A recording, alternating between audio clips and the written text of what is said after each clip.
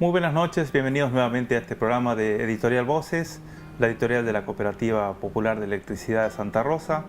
Un programa que nosotros habitualmente dedicamos a reflejar el quehacer cultural y artístico de la ciudad, pero hoy tenemos un programa diferente, especial, porque también tenemos un invitado diferente y especial, el señor Héctor Mareque. Un placer, Alberto, estar acá. Tano para los amigos, Sí.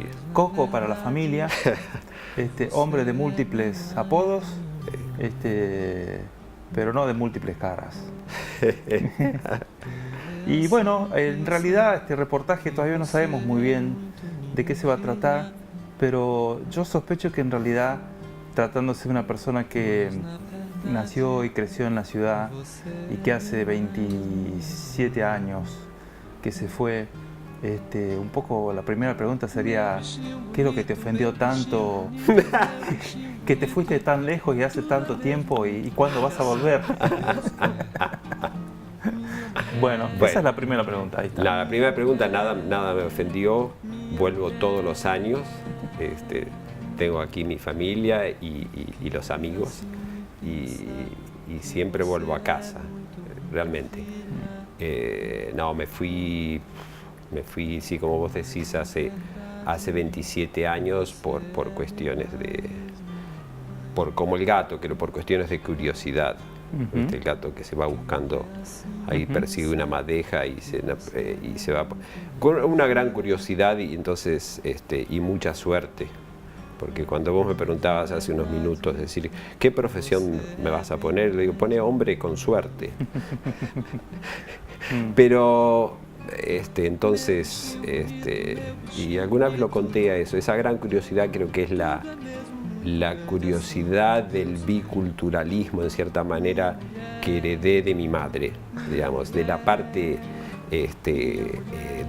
italiana. Es decir, por el lado de mi padre son españoles, pero bastantes antiguos, de hace más de 100 años vinieron acá, se fueron a la provincia de Buenos Aires, se mezclaron con sangres indígenas, reflejado eso en mi abuela, y bueno, esa es una parte mía también, y después una inmigración más reciente que es la de mi madre que nace en Italia y después se viene acá, entonces forma parte de los gringos de Santa Rosa. Y yo creo que desde chiquito, aunque mi madre no me hablaba en italiano, sí hablaba italiano con mis abuelos, y creo que ahí fui creciendo de forma natural, como creo que mucha otra gente en la Argentina, teniendo conciencia de que estábamos en este país, que era mi país, pero que también había otro país que era el país que venía a través, en este caso de mi madre, bueno, pero de otras personas a través de los padres. Y creo que eso desde siempre generó mucha curiosidad por ver qué había en otros lugares. Entonces, yo creo que eso es un poco como yo creo que quise en algún momento dado salir a ver qué había. Pero te diste una vuelta un poco larga, digamos. Sí. Me fui por un ratito y me quedé mucho más. Ajá. Pero hablemos un poquito, antes de empezar a hablar de todo esto que, sí, que es fascinante y que posiblemente sea lo que más le interese por ahí al público escuchar, ¿no? De tu experiencia en el extranjero, cómo nos ven allá y todo ese tipo de preguntas que hacemos los argentinos. La pregunta fácil que hace todo argentino: che, ¿cómo nos ven allá? Para descubrir que lamentablemente no nos miran. No, siempre es... La Argentina es un mundo de sorpresas. Creo que la gente, y esto lo digo, no es broma, siempre ven a la Argentina como un país complejo, rico, que ha sufrido mucho, pero que con una capacidad de regeneración importante, dado todas las crisis institucionales y de todo tipo que hemos tenido, siempre en cierta manera el país, creo, se ha regenerado, se recrea. Y después siempre hay las sorpresas que da siempre el país con los artistas, de todo tipo, y muestra muestra siempre la fuerza, la energía que el país tiene. Y eso otras personas lo ven. Pero, igualmente, cuando empecé a mencionar esto, que lo dije un poco en broma, pero lo que quería era que antes de pasar a este capítulo internacional de tu vida, habláramos un poco de tus primeros años acá en la ciudad, que no fueron, por cierto,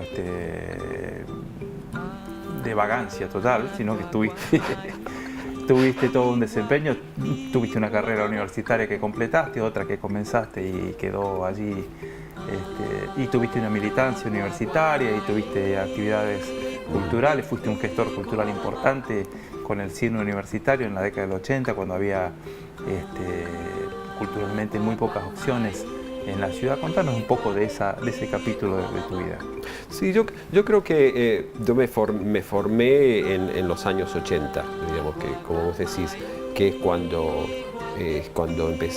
fui a la universidad acá, y donde había todo un movimiento a comienzos de los años 80, era el final de la dictadura militar, y entonces hay toda una efervescencia cultural y política muy importante. Y yo aprendí muchísimo ahí, aprendí y hice también amistades entrañables. Y ahí sí, mientras que yo estudiaba, hacía también, tuve la suerte de participar en extensión universitaria con Oscar Nochetti, y ayudándolo a él creamos el cine universitario.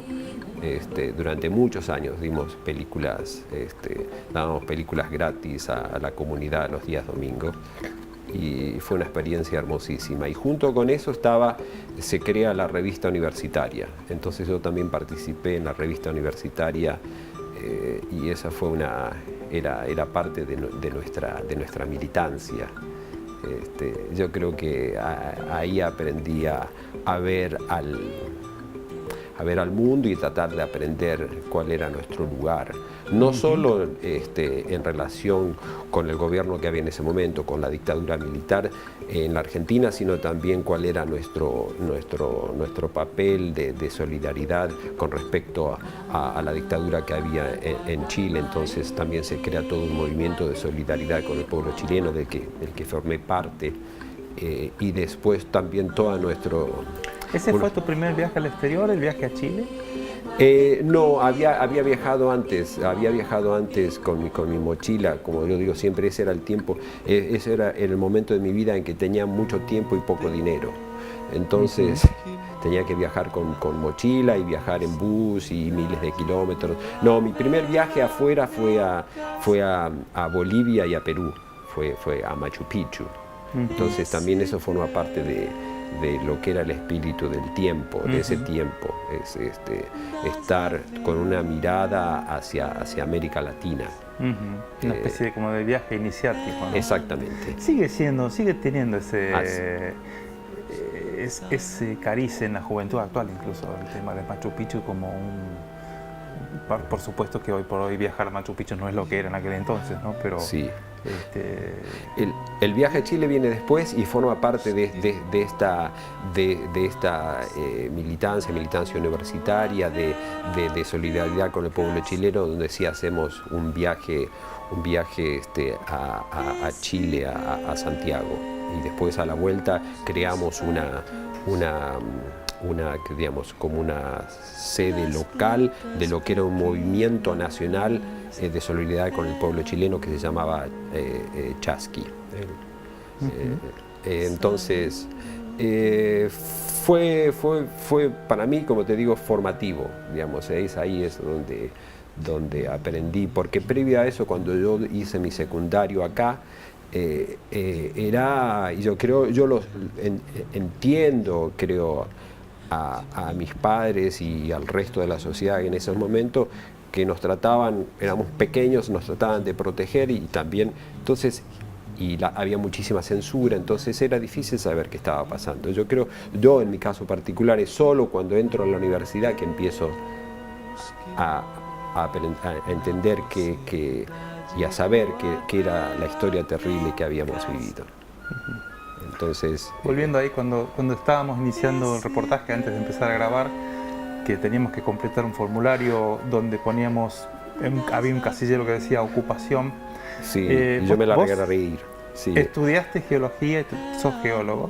Claro, sí, yo te pregunté, decía, ¿qué querés? Cuando me preguntás por la profesión, es algo con lo que me identifico, es decir, porque decir, y la verdad es que sí, digamos, tuve la suerte de que mis padres se esforzaron y me ayudaron a que fuera a la universidad.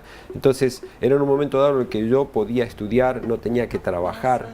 Entonces pude ir a la universidad y no solo eso estudiaba, pero también tenía el resto del día para hacer todas esas otras actividades. Entonces, pero además estudiaste inglés. sí, yo terminé la carrera de geología. Entonces, en ese sentido, puedo decir que soy geólogo, pero no puedo decir que soy geólogo porque nunca ejercí como geólogo. Y en paralelo sí me di cuenta que las humanidades me gustaban mucho. Entonces empecé a hacer materias en humanidades y estudiaba inglés. Entonces hice varios años, varias materias de inglés. Ahí nunca terminé la carrera del profesorado de inglés, que era lo que estudiaba, pero eso me dio una posibilidad de aprender muchas cosas, conocer muchísima gente muy interesante, hacer cursos bueno, lo que se hacía en ese momento, cursos de filosofía, de pedagogía, psicología, y aparte de hacer materias de inglés. Y yo, si hablamos del inglés, el inglés es el que me da de comer, digamos. Si hay algo que yo estudié que me ha permitido trabajar fuera de la Argentina, es que yo estudié inglés y desarrollé un amor muy grande por las lenguas. Una de esas es el inglés. Y entonces cuando me voy a vivir a Estados Unidos, tengo la posibilidad de empezar a trabajar a los 2 meses de haber llegado, y tengo que trabajar en inglés.